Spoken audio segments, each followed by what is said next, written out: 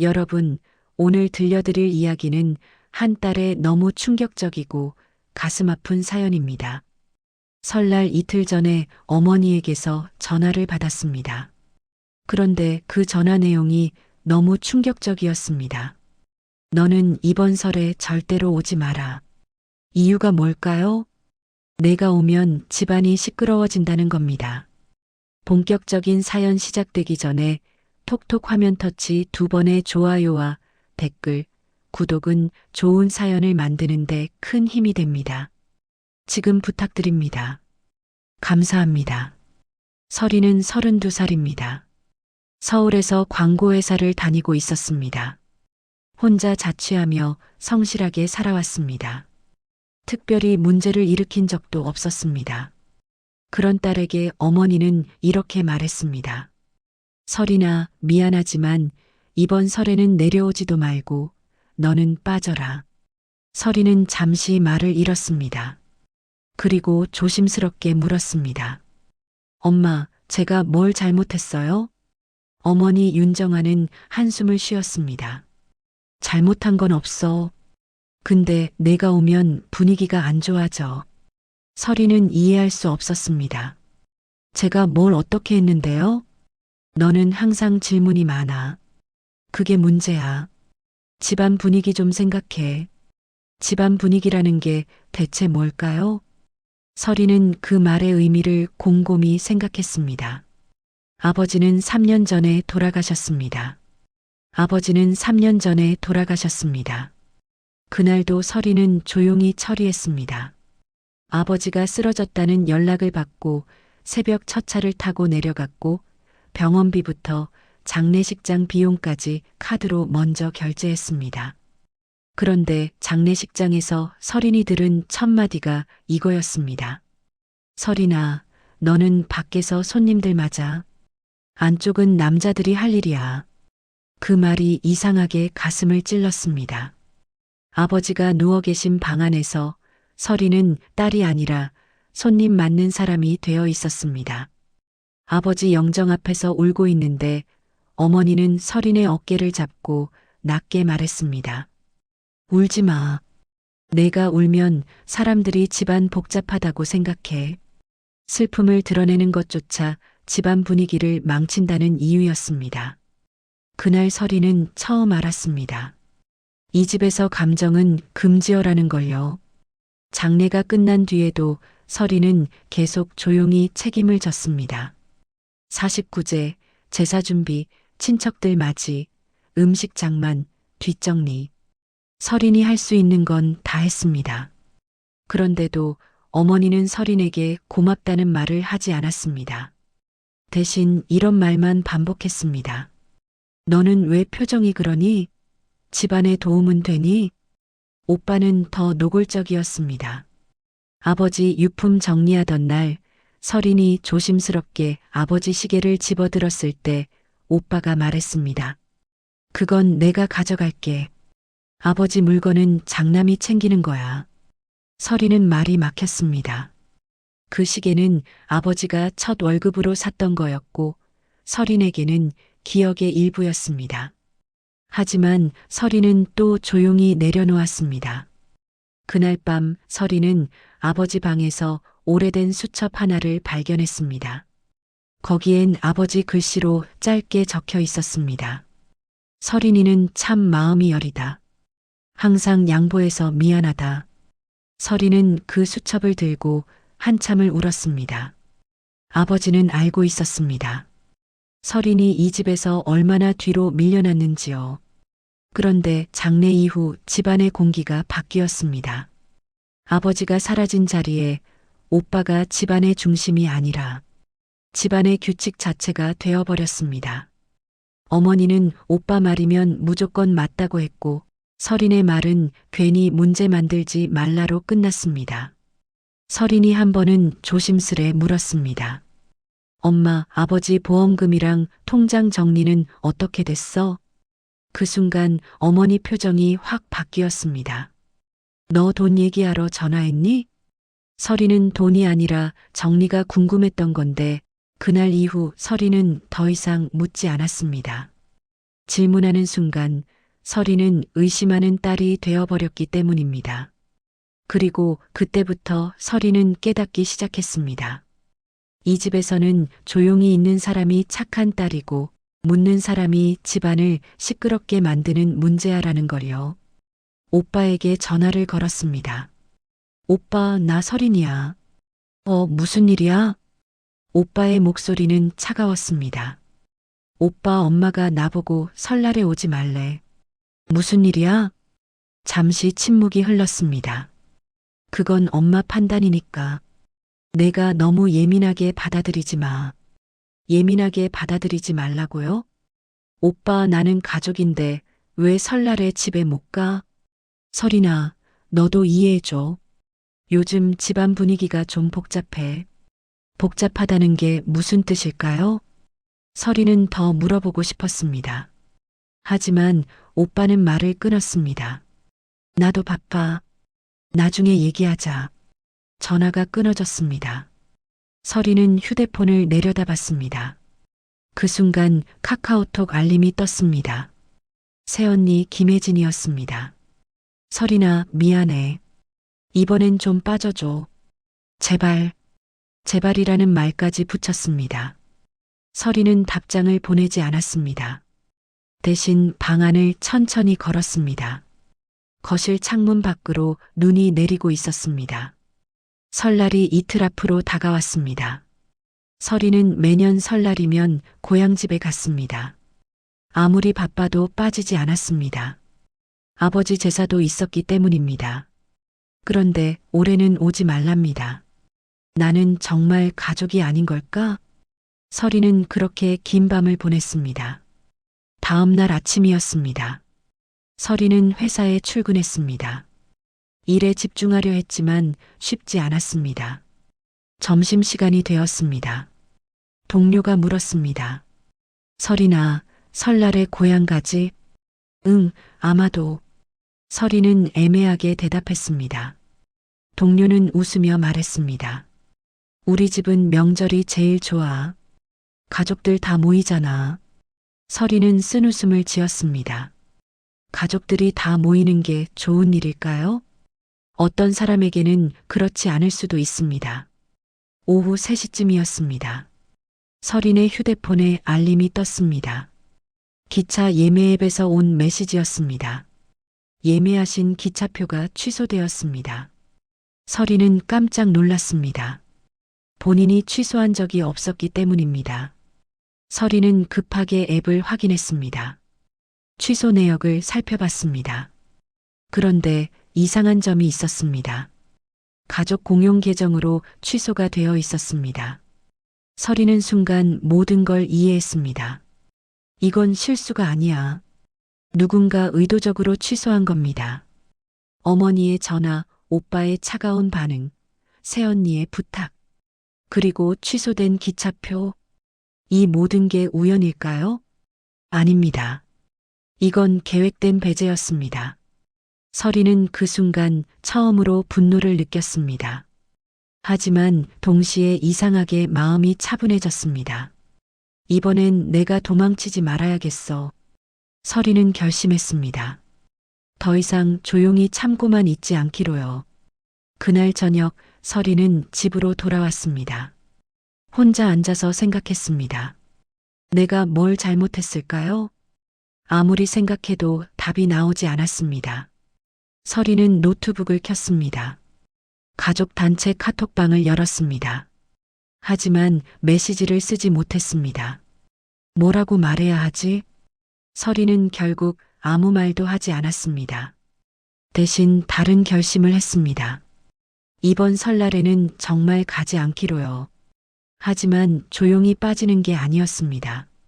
당당하게 거부하기로 했습니다. 그날 밤 설이는 어머니에게 문자를 보냈습니다. 엄마, 이번 설날에는 제가 가지 않을게요. 편하게 지내세요. 짧고 담담한 문장이었습니다. 하지만 설인의 마음속에는 큰 파도가 일었습니다. 이것이 설인 인생의 첫 번째 변화였습니다. 설인이 문자를 보낸 다음 날 아침이었습니다. 휴대폰이 쉴 새 없이 울렸습니다. 어머니였습니다. 설이는 잠시 망설이다가 전화를 받았습니다. 엄마, 설이나 무슨 문자를 그렇게 보내니? 어머니의 목소리에는 당황한 기색이 역력했습니다. 엄마가 오지 말라고 하셔서요. 내가 언제 그랬어? 나는 그냥 분위기 좀 생각하라고 한 거야. 설이는 한숨을 내쉬었습니다. 엄마, 그게 오지 말라는 뜻 아니에요? 너는 왜 그렇게 말꼬리를 잡니게? 그러니까 집안 분위기가 안 좋아지는 거야. 설이는 더 이상 말하고 싶지 않았습니다. 엄마, 저 출근해야 해요. 끊을게요. 야, 설이나. 설이는 전화를 끊었습니다. 그리고 출근 준비를 했습니다. 회사에 도착하자 또 전화가 왔습니다. 이번엔 오빠였습니다. 설이나 엄마한테 왜 그래? 오빠, 나는 잘못한 거 없어. 내가 너무 예민하게 받아들이는 거 아니야? 예민하다는 말이 또 나왔습니다. 설이는 침착하게 말했습니다. 오빠, 내 기차표를 누가 취소했어? 내가 예매한 기차표? 누가 가족 계정으로 취소했냐고. 오빠는 잠시 말이 없었습니다. 그건 혜진이가 실수로 그랬을 거야. 실수라고요? 오빠 실수로 다른 사람 기차표를 취소해. 그것도 설날표를. 설이나, 너 지금 혜진이를 의심하는 거야? 설이는 웃음이 나왔습니다. 의심하는 게 아니라 사실을 확인하는 거야. 너 정말 이러려고 그래? 가족끼리 이렇게까지 해야 돼? 가족끼리라는 말이 설인의 가슴을 찔렀습니다. 오빠 가족이면 이런 짓을 해도 돼? 무슨 짓이야? 너무 심하게 말하지 마. 설이는 더 이상 대화하고 싶지 않았습니다. 오빠, 나 바빠. 끊을게. 전화를 끊자마자 카카오톡이 왔습니다. 새언니였습니다. 설이나, 기차표는 내가 실수로 취소했어. 정말 미안해. 실수라고 했습니다. 하지만 설이는 믿을 수 없었습니다. 실수라면 왜 나한테 먼저 말하지 않았을까? 설이는 답장을 보내지 않았습니다. 대신 생각을 정리했습니다. 어머니의 전화, 오빠의 차가운 태도, 새언니의 기차표 취소. 이 모든 게 우연일 리 없었습니다. 점심시간이 되었습니다. 설이는 혼자 근처 카페에 갔습니다. 커피를 마시며 창밖을 바라봤습니다. 그때 휴대폰이 울렸습니다. 고모였습니다. 설이나, 나 고모야. 너 이번 설에 안 온다며? 무슨 일이야? 소문이 벌써 퍼진 겁니다. 고모, 제가 가면 분위기가 안 좋대요. 무슨 소리야? 내가 뭘 잘못했다고? 고모의 목소리는 진심으로 놀란 것 같았습니다. 저도 잘 모르겠어요. 내 엄마가 그랬어? 네. 고모는 한숨을 쉬었습니다. 설이나, 미안하지만 고모가 한 가지 물어볼게. 혹시 내 아버지 유산 문제 알고 있니? 유산 문제라고요? 설이는 아무것도 모르고 있었습니다. 고모, 무슨 말씀이세요? 아, 내가 모르는구나. 고모, 무슨 일인데요?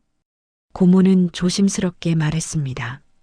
내 아버지가 돌아가시기 전에 유언장을 남기셨어. 근데 그게 좀 복잡해. 설이는 심장이 쿵 내려앉는 느낌이었습니다. 고모, 자세히 말씀해 주세요. 전화로는 어렵고 나중에 만나서 얘기하자. 일단 너는 설날에 꼭 가야 해. 근데 엄마가 오지 말래요. 상관없어. 내가 가야 할 이유가 있어. 알겠지? 고모는 그렇게 말하고 전화를 끊었습니다.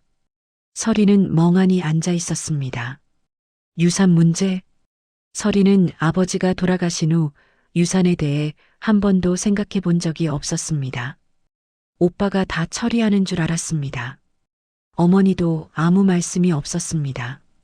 그런데 고모는 왜 그런 말을 했을까요? 설이는 급하게 검색을 했습니다. 유산 상속에 대한 정보를 찾아봤습니다. 법적으로 자녀는 똑같이 상속받을 권리가 있었습니다. 그렇다면 설인도 권리가 있다는 뜻입니다. 그럼 나한테도 뭔가 있다는 건가? 설이는 그제야 퍼즐이 맞춰지기 시작했습니다. 어머니가 오지 말라고 한 이유, 오빠의 차가운 태도, 새언니의 기차표 취소, 이 모든 게 유산 문제와 관련이 있을지도 모릅니다. 설이는 더 이상 참을 수 없었습니다. 회사로 돌아가자마자 휴대폰을 들었습니다. 새언니에게 전화를 걸었습니다. 여보세요? 새언니의 목소리는 조심스러웠습니다. 언니, 나 설인이에요. 언니, 솔직하게 말해주세요. 왜 제 기차표를 취소했어요? 그건 정말 실수였어. 실수가 아니잖아요. 새언니는 잠시 침묵했습니다. 그리고 한숨을 쉬었습니다. 설인아, 미안해. 사실은 내 오빠가 그러라고 했어. 역시 그랬습니다. 왜요?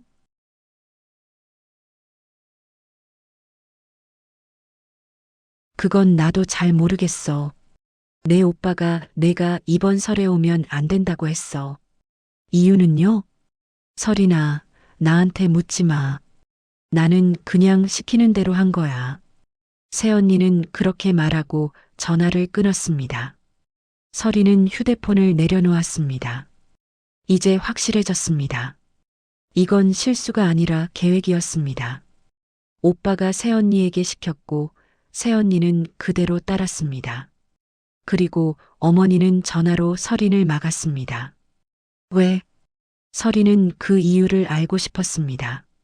퇴근 후 설이는 곧장 집으로 가지 않았습니다.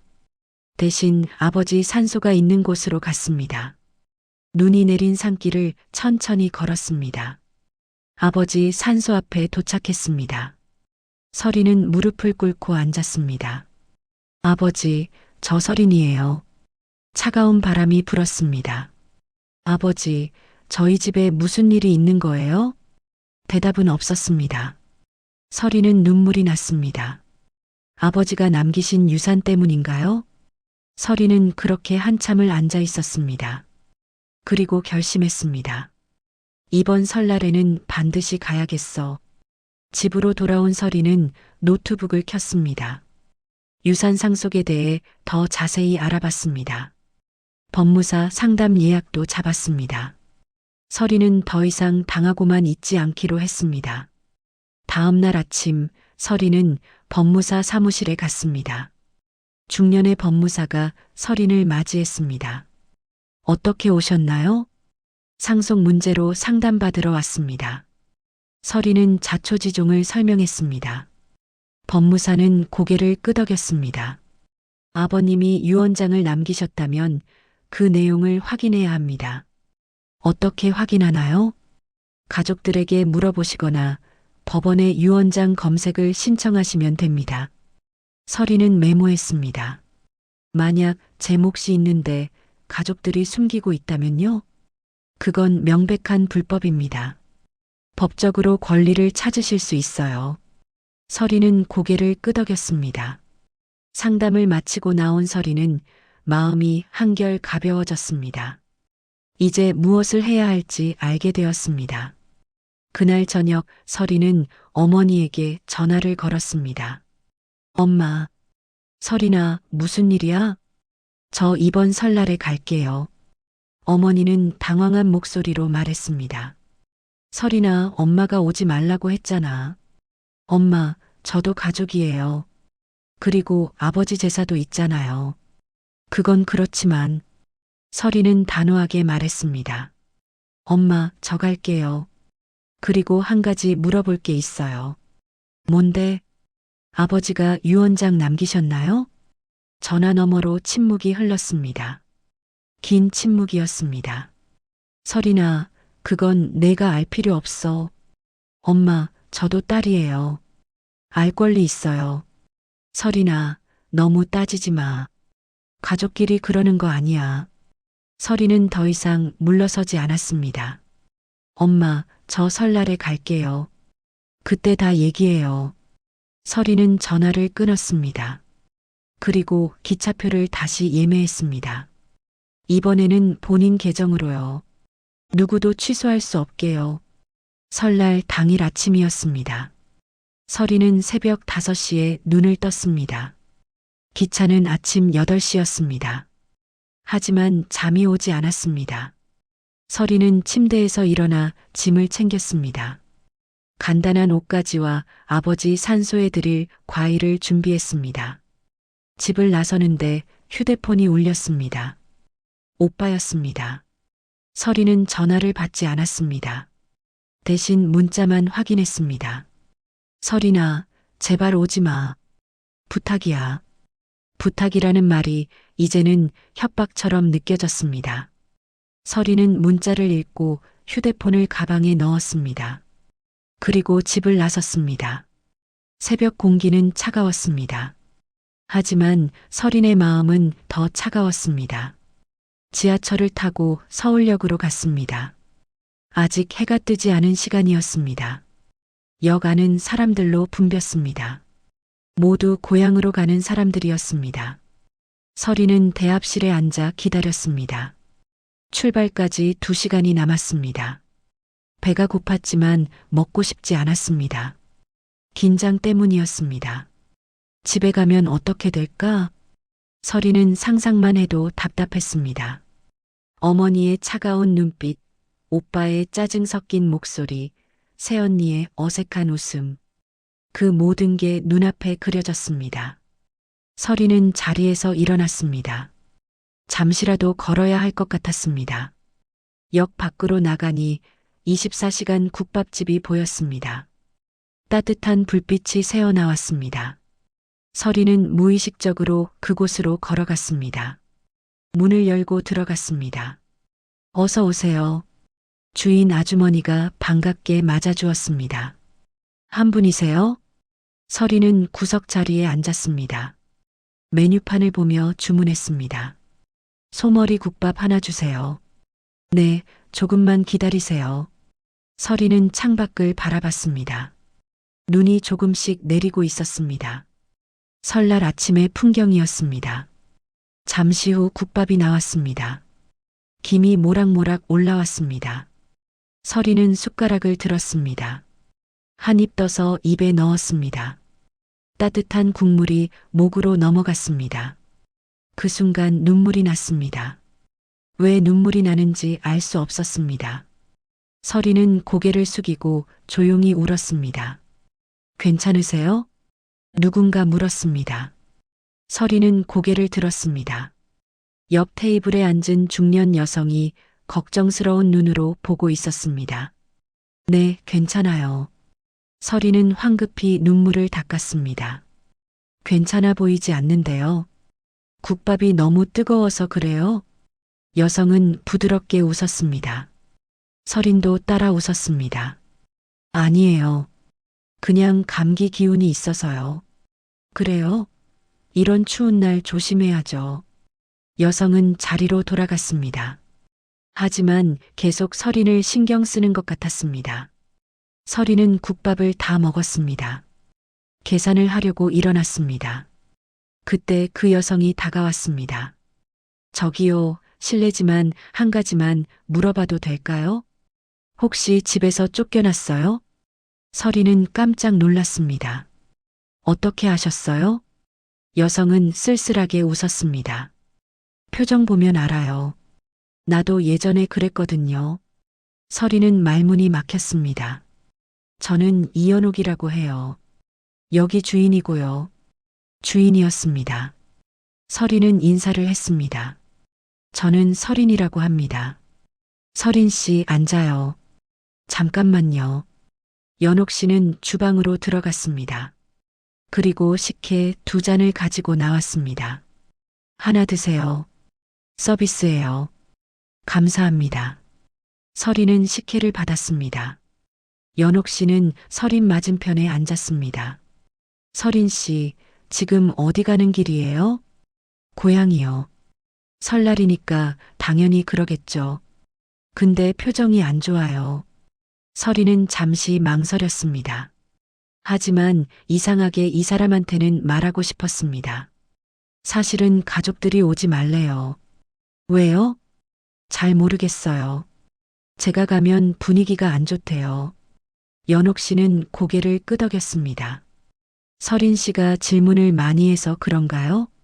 서린은 놀라서 연옥 씨를 바라봤습니다. 어떻게 아세요? 가족이 질문을 싫어하면 그건 이미 가족이 아니에요. 연옥 씨의 말이 서린의 가슴에 박혔습니다. 가족이 질문을 싫어하면 이미 가족이 아니다. 서린은 그제야 깨달았습니다. 자기가 느낀 이상함이 정확했다는 걸요. 연옥 씨도 그런 경험 있으세요? 있죠. 나도 젊었을 때 친정에서 쫓겨났어요. 오빠들이 재산 나눌 때 내가 거기 있으면 안 된대요. 서리는 숨이 막혔습니다. 자기 이야기와 똑같았습니다. 그래서 어떻게 하셨어요? 나는 가지 않았어요. 대신 새로운 가족을 만들었죠. 연옥 씨는 주방 쪽을 가리켰습니다. 저기 있는 사람이 내 남편 박창수예요. 주방에서 일하는 남자가 손을 흔들었습니다. 그리고 우리 아들 도연이도 있어요. 지금은 배달 나갔지만요. 아드님이 계세요? 네, 35살이에요. 아직 결혼 안 했어요. 연옥 씨는 웃었습니다. 서린도 따라 웃었습니다. 처음으로 마음이 편해지는 느낌이었습니다. 서린 씨, 오늘 고향 가서 힘들 거예요. 그래도 꼭 가야 해요. 안 그러면 평생 후회해요. 무슨 말씀이세요? 가서 똑똑히 봐야 해요. 그 사람들이 어떤 사람들인지요. 연옥 씨의 눈빛은 진지했습니다. 그리고 나서 결정하세요. 그 가족과 계속 함께 갈 건지 아니면 새로운 길을 갈 건지요. 서리는 고개를 끄덕였습니다. 감사합니다. 괜찮아요. 우리도 다 그렇게 살아왔어요. 서리는 자리에서 일어났습니다. 기차 시간이 다가왔습니다. 연옥 씨, 저 가봐야 해요. 그래요.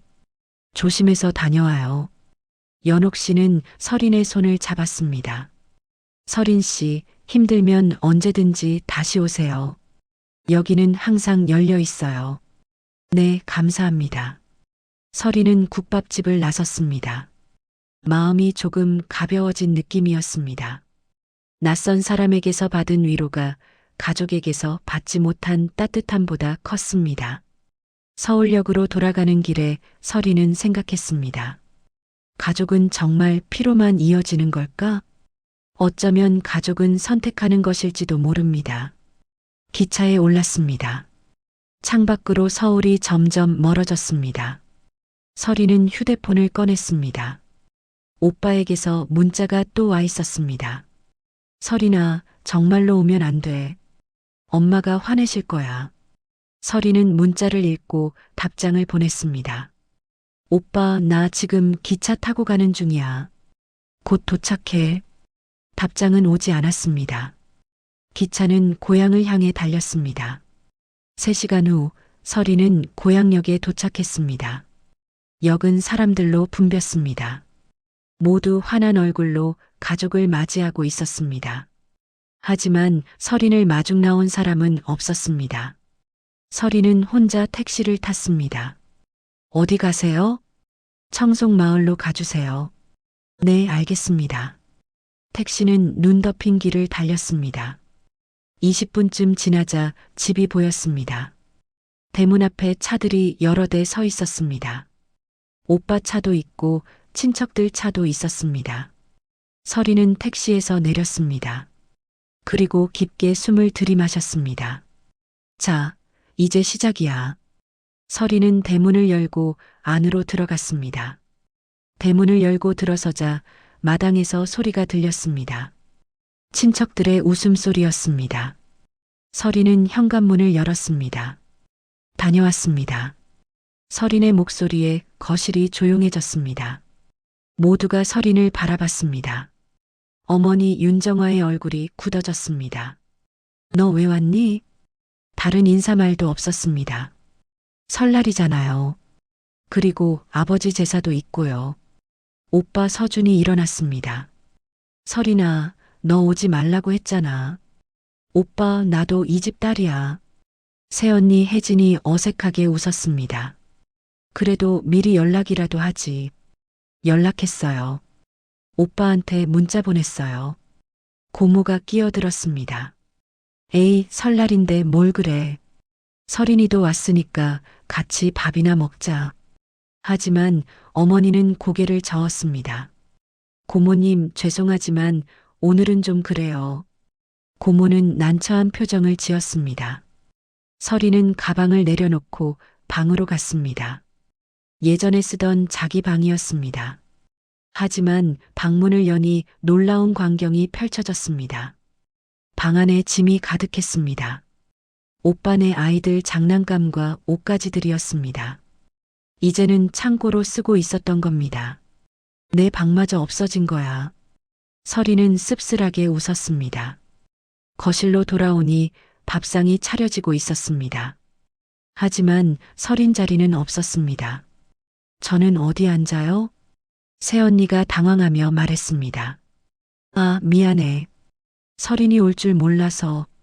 괜찮아요. 제가 챙길게요. 설이는 부엌으로 갔습니다. 그리고 밥그릇과 숟가락을 꺼냈습니다. 혼자서 자리를 만들었습니다. 식사가 시작되었습니다. 하지만 분위기는 무겁기만 했습니다. 고모가 애써 말을 꺼냈습니다. 설이나, 요즘 회사 생활은 어때? 괜찮아요. 그래, 젊을 때 열심히 해야지. 대화는 거기서 끝났습니다. 오빠는 설인을 쳐다보지도 않았습니다. 어머니는 계속 한숨만 쉬었습니다. 식사가 끝나고 설거지를 하는데 새언니가 다가왔습니다. 설인아, 미안해. 내가 좀 어색하게 만들었지? 괜찮아요. 그래도 내가 와줘서 고마워. 설이는 새언니를 바라봤습니다. 언니, 솔직하게 말해주세요. 왜 저한테 오지 말라고 했어요? 새언니는 잠시 망설였습니다. 그리고 조심스럽게 입을 열었습니다. 설이나, 사실은 유 원장 때문이야. 역시 그랬습니다. 아버지 유 원장이요? 응. 내 아버지가 돌아가시기 전에 유 원장을 남기셨어. 그게 왜 문제가 돼요? 새언니는 주위를 살폈습니다. 여기서는 말하기 좀 그래. 나중에 따로 얘기하자. 지금 말해주세요. 설이는 단호하게 말했습니다. 새언니는 한숨을 쉬었습니다. 내 아버지가 재산을 너랑 오빠한테 반반 나눠주라고 하셨대. 설이는 숨이 멎는 것 같았습니다. 그럼 제목도 있다는 거예요? 응. 그런데 내 엄마랑 오빠가 그걸 숨기고 있어. 왜요?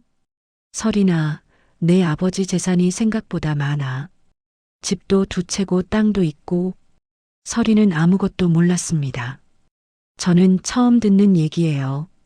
그러니까 내가 모르게 하려고 이번 설에 오지 말라고 한 거야. 설이는 머리가 복잡해졌습니다. 그럼 나를 배제한 이유가 돈 때문이었어? 새언니는 계속 말을 이었습니다. 오늘 저녁에 친척들 다 모여서 유 원장 얘기를 할 거래. 그때 내가 없으면 내 몫을 오빠가 다 가질 수 있대. 그게 말이 돼요? 나도 이상하다고 생각해. 근데 내 엄마가 그러시니까. 설이는 더 이상 참을 수 없었습니다. 설거지를 마치고 거실로 갔습니다. 어머니와 오빠가 무언가 이야기하고 있었습니다. 엄마, 오빠, 제가 할 말이 있어요. 두 사람이 설인을 쳐다봤습니다. 뭔데? 아버지 유 원장 얘기예요. 어머니의 얼굴이 하얗게 질렸습니다. 누구한테 들었니? 그게 중요한 게 아니에요. 저도 알 권리가 있어요. 오빠가 나섰습니다. 설이나, 그런 건 어른들이 알아서 할 일이야. 오빠, 나도 당사자예요. 너는 여자잖아. 시집 가면 남의 집 사람이야. 설이는 황당했습니다. 그게 무슨 말이에요? 이게 2026년이에요. 조선시대예요? 어머니가 소리쳤습니다. 설이나, 엄마한테 대들지 마. 엄마, 저는 대드는 게 아니라 제 권리를 찾는 거예요. 거실의 다른 친척들도 모두 이쪽을 바라봤습니다. 고모가 일어났습니다. 정아야, 설인이 말이 맞아. 유언장이 있으면 설인이도 알아야지. 고모님은 나가 계세요. 우리 집안일이에요. 어머니의 목소리는 차갑기만 했습니다. 설인은 더 이상 물러서지 않았습니다. 엄마, 유언장 보여주세요. 없어. 거짓말하지 마세요. 분명히 있어요. 오빠가 끼어들었습니다. 설인아, 넌 정말 가족을 믿지 못하니? 가족이면 이런 짓을 해요? 제 몫을 숨기면서요? 그때 새언니가 무언가를 들고 나왔습니다. 봉투였습니다. 이게 유언장이야. 어머니가 소리쳤습니다. 혜진아, 내가 왜 그걸... 어머니, 미안해요. 근데 이건 잘못된 거예요. 새언니는 봉투를 설인에게 건넸습니다. 설인은 떨리는 손으로 봉투를 받았습니다. 안에는 종이 한 장이 들어 있었습니다. 유언장이었습니다. 아버지의 글씨였습니다. 설인은 천천히 읽었습니다. 나 서철호는 내가 죽은 후 재산을 다음과 같이 분배한다. 집과 땅은 아들 서준과 딸 설인에게 반반 나눠준다. 현금은 아내 윤정화에게 준다. 이것이 내 마지막 뜻이다. 설인은 눈물이 났습니다. 아버지는 자기를 잊지 않았습니다. 똑같이 나눠주려고 했습니다. 하지만 가족들은 그걸 숨겼습니다. 설인은 고개를 들어 어머니를 바라봤습니다.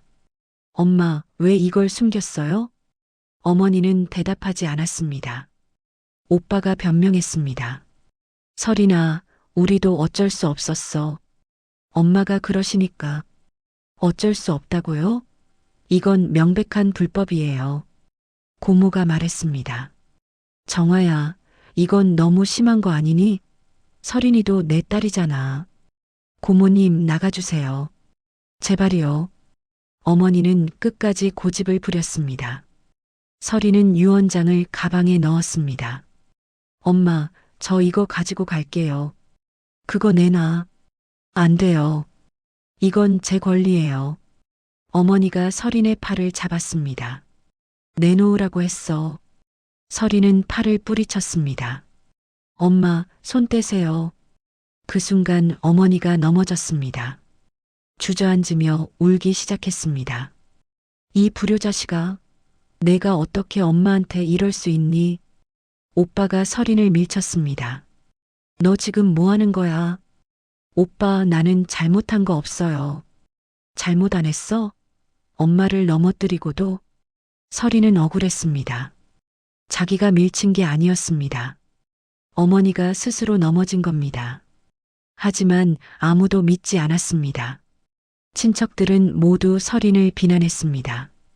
요즘 젊은 애들은 버릇이 없어. 부모한테 어떻게 저럴 수 있어?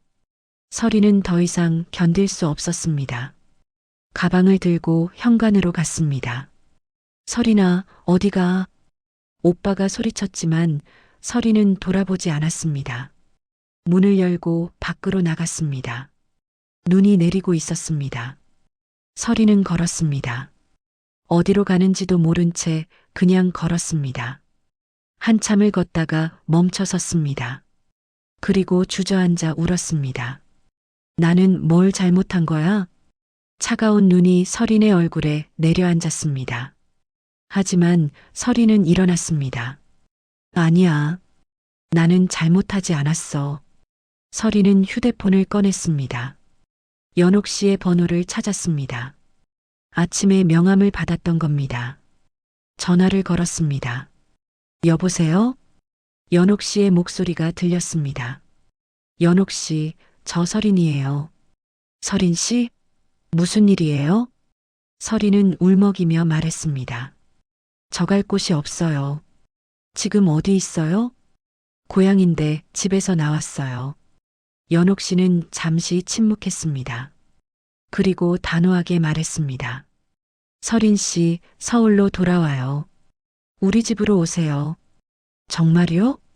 그럼요. 당장 오세요. 설인은 눈물을 닦았습니다. 감사합니다. 전화를 끊고 서리는 역으로 향했습니다. 이제 더 이상 뒤돌아보지 않기로 했습니다. 서리는 연옥 씨네 집에 도착했습니다. 늦은 밤이었지만 불이 환하게 켜져 있었습니다. 문을 열어준 사람은 젊은 남자였습니다. 어서 오세요. 서린 씨죠?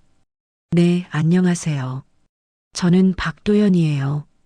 어머니한테 얘기 들었어요. 도연은 조용하지만 따뜻한 눈빛을 가진 사람이었습니다. 연옥 씨가 부엌에서 나왔습니다. 서린 씨, 많이 힘들었죠? 네, 죄송해요. 이렇게 늦은 시간에. 괜찮아요. 들어와서 따뜻한 거라도 마셔요. 서리는 거실로 들어갔습니다. 연옥 씨가 생강차를 내왔습니다. 천천히 마셔요. 몸이 많이 차가워졌네요. 감사합니다. 서리는 차를 마시며 오늘 있었던 일을 이야기했습니다. 유언장 이야기, 어머니와의 다툼, 모든 것을요. 연옥 씨는 조용히 들어주었습니다.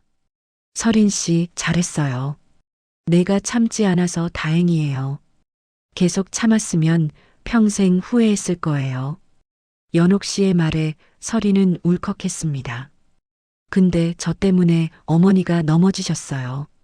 서린 씨가 밀어서 넘어진 거예요? 아니요.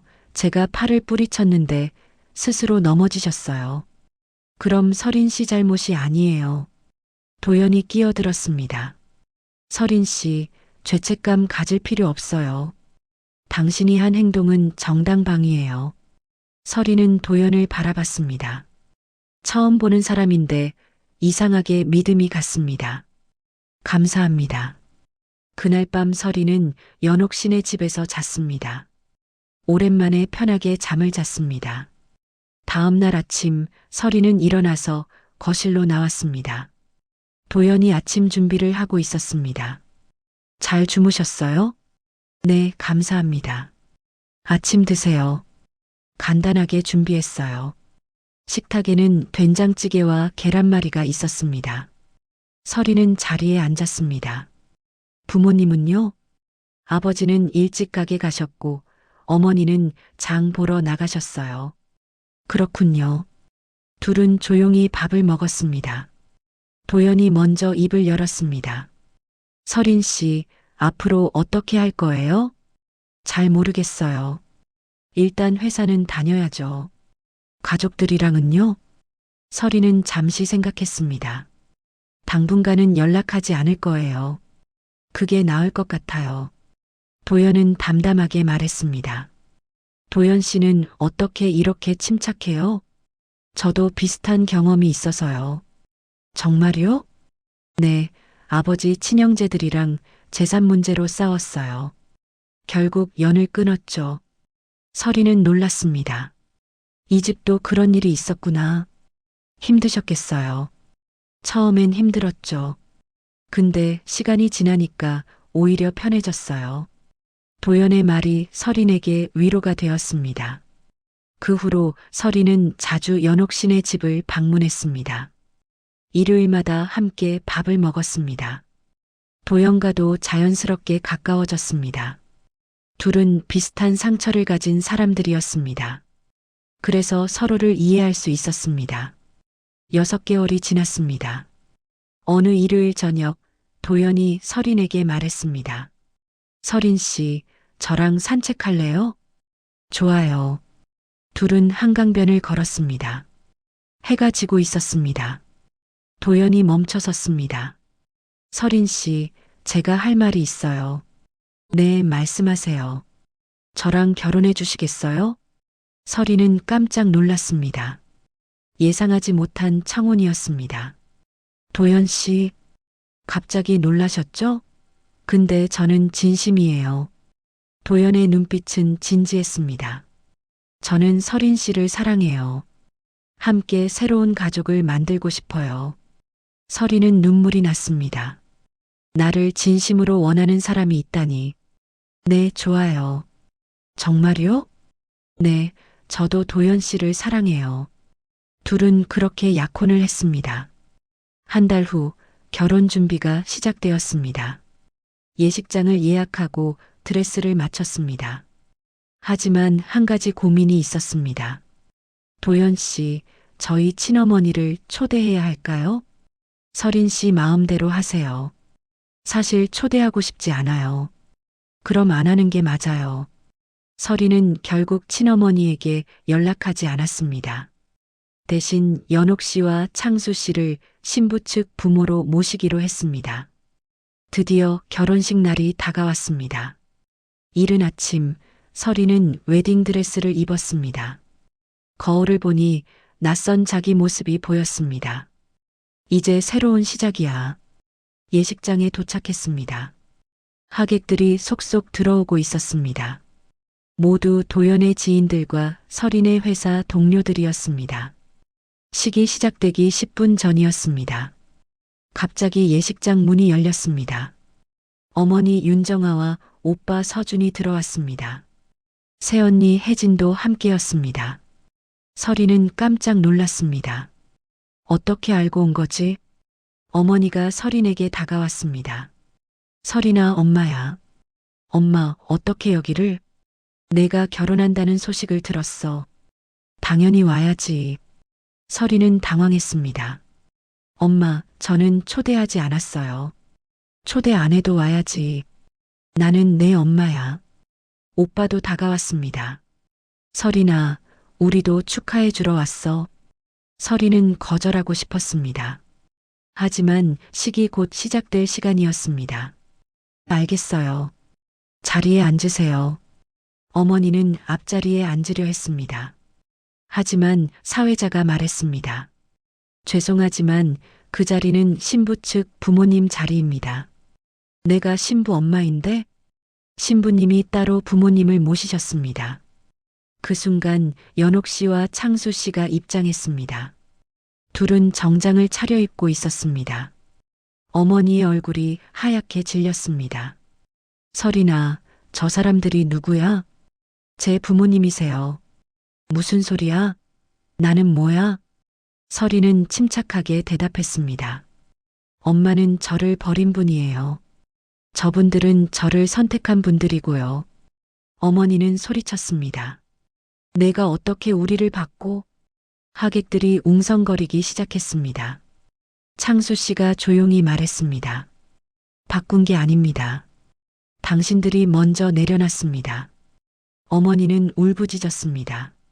서린아, 내가 이럴 거야? 날 낳아준 엄마를. 서린은 눈물을 참으며 말했습니다.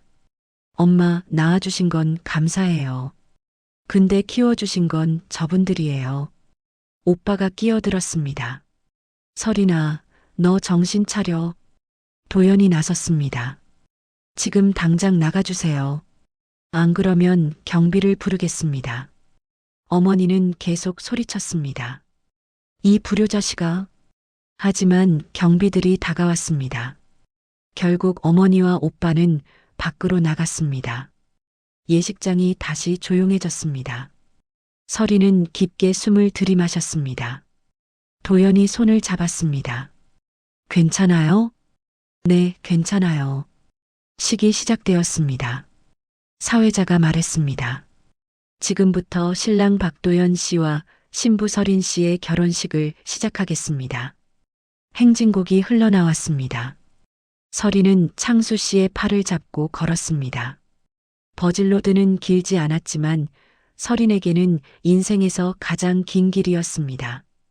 도연이 서린을 맞이했습니다. 둘은 마주보고 서로 인사를 나눴습니다. 주례가 말했습니다. 오늘 이 자리에서 두 사람은 새로운 가족이 됩니다. 서린은 눈물을 흘렸습니다. 하지만 슬픈 눈물이 아니었습니다. 기쁨의 눈물이었습니다. 나도 이제 진짜 가족을 가지게 됐어. 식이 끝나고 피로연이 시작되었습니다. 연옥 씨가 서린을 안아주었습니다. 서린아, 축하해. 이제 우리 딸이야. 어머니, 감사합니다. 창수 씨도 웃으며 말했습니다. 우리 딸 예뻐 죽겠네. 서린은 진심으로 행복했습니다. 피가 섞이지 않아도 가족이 될 수 있었습니다. 사랑과 존중이 있으면 충분했습니다. 그날 저녁 신혼여행을 떠나기 전에 설이는 휴대폰을 확인했습니다. 어머니에게서 문자가 와 있었습니다. 설이나 엄마가 잘못했다. 용서해다오. 설이는 문자를 읽고 답장을 보냈습니다. 엄마, 용서는 할게요. 근데 다시 만나지는 않을 거예요. 행복하세요. 그리고 휴대폰을 꺼버렸습니다. 이제 더 이상 과거에 매달리고 싶지 않았습니다. 도연이 물었습니다. 가족들한테서 연락 왔어요? 네, 근데 답장 보내고 정리했어요. 잘했어요. 둘은 손을 잡고 공항으로 향했습니다. 새로운 시작이었습니다. 신혼여행에서 돌아온 지 1년이 지났습니다. 설인과 도연은 작은 아파트에서 신혼살림을 꾸렸습니다. 행복한 나날이었습니다. 어느 날 설이는 기쁜 소식을 들었습니다. 아이가 생긴 겁니다. 도연은 너무 기뻐했습니다. 연옥 씨와 창수 씨도 마찬가지였습니다. 우리 손주가 생기다니. 연옥 씨는 눈물을 흘리며 기뻐했습니다. 몇 달이 지나고 설인의 배가 불러왔습니다. 어느 토요일 오후였습니다. 초인종이 울렸습니다. 설인이 문을 열자 놀라운 광경이 펼쳐졌습니다. 어머니와 오빠가 서 있었습니다. 엄마, 설인아 엄마야. 어머니의 얼굴은 많이 늙어 있었습니다. 어떻게 여기를? 내 회사 사람한테 물어봤어. 손주 보러 왔다. 설이는 한숨을 쉬었습니다. 엄마, 저는 초대하지 않았어요. 그래도 나는 내 엄마잖아. 오빠가 끼어들었습니다. 설인아, 이제 그만 화 풀어. 다 지난 일이야. 설이는 차분하게 말했습니다. 오빠, 저는 화낸 적 없어요.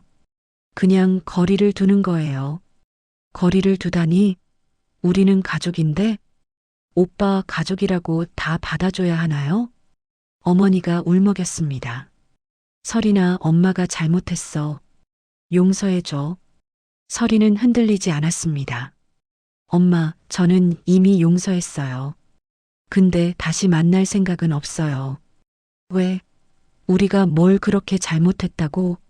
설이는 깊게 숨을 들이마셨습니다. 엄마, 저를 설날에 못 오게 했죠. 제 기차표를 취소했죠. 유언장을 숨겼죠. 그리고 결혼식에서도 난리치셨죠. 어머니는 말문이 막혔습니다. 그건 다 오해야. 오해가 아니에요. 계획이었어요. 오빠가 화를 냈습니다. 설이나, 너 지금 부모한테 이러는 거야? 오빠, 저는 제 권리를 지키는 거예요. 그때 도연이 나왔습니다. 무슨 일이세요? 당신이 남편이야? 어머니가 도연을 쳐다봤습니다. 네, 박도연입니다. 당신이 우리 딸을 부추긴 거야? 도연은 침착하게 대답했습니다. 부추긴 게 아니라 지켜준 겁니다. 어머니는 코웃음을 쳤습니다. 지켜? 가족을 떼어놓고? 가족이 먼저 설인 씨를 버렸잖아요. 오빠가 소리쳤습니다. 우리가 언제 버렸어? 도연은 문을 가리켰습니다. 지금 당장 나가주세요. 안 그러면 경찰 부릅니다. 어머니는 울부짖었습니다. 설인아, 내가 정말 이럴 거야? 설이는 눈물을 참으며 말했습니다. 엄마, 저는 제 가족을 지켜야 해요. 나는 내 가족이 아니야? 엄마는 저를 선택하지 않았어요. 그러니까 이제 저도 선택할 권리가 있어요. 어머니와 오빠는 결국 돌아갔습니다. 문이 닫히고 설이는 주저앉았습니다. 도연이 안아주었습니다. 괜찮아요. 잘했어요. 제가 너무 냉정한 걸까요? 아니에요. 당신은 당당한 거예요. 설이는 눈물을 닦았습니다.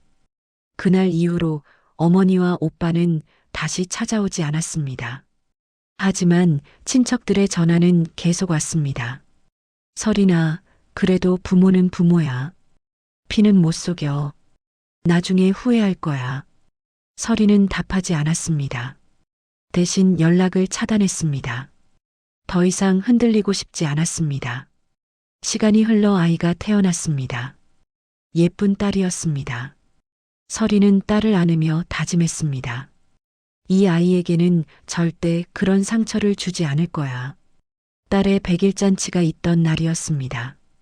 연옥 씨와 창수 씨가 와 있었습니다. 도연의 친구들도 왔습니다. 모두가 아이를 축복해 주었습니다. 설이는 행복했습니다. 이게 진짜 가족이구나. 피가 섞이지 않아도 사랑이 있었습니다. 존중이 있었습니다. 그게 가족이었습니다. 100일 잔치가 끝나고 모두가 돌아간 후였습니다. 설이는 거실에 앉아 아이를 안고 있었습니다. 도연이 옆에 앉았습니다. 설인 씨, 후회 안 해요? 뭐요? 친어머니랑 관계 끄는 거요. 설이는 고개를 저었습니다. 아니요. 전혀 후회 안 해요. 정말요? 네, 저는 이제 자유로워요. 도연은 설인의 손을 잡았습니다. 당신 정말 강한 사람이에요. 강한 게 아니라 살아남은 거예요. 설이는 아이를 내려다봤습니다. 이 아이에게는 다른 삶을 줄 거야. 질문해도 괜찮고, 의견을 말해도 괜찮고, 존중받는 삶을요. 그날 밤 설이는 일기를 썼습니다. 오랜만에 쓰는 일기였습니다. 나는 오늘 깨달았다. 경계는 불효가 아니다. 오래 참고 살던 사람이 처음으로 숨 쉬는 방법이다. 가족은 끝까지 남아주는 사람이다. 피가 아니라 사랑이다. 설이는 일기장을 덮었습니다. 그리고 창밖을 바라봤습니다. 달이 밝게 빛나고 있었습니다. 새로운 삶이 시작되었습니다. 여러분, 오늘 이야기는 여기까지입니다.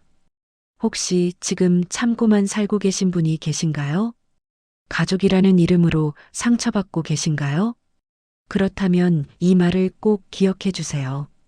참는다고 가족이 되는 건 아닙니다. 지켜주는 사람이 진짜 가족입니다.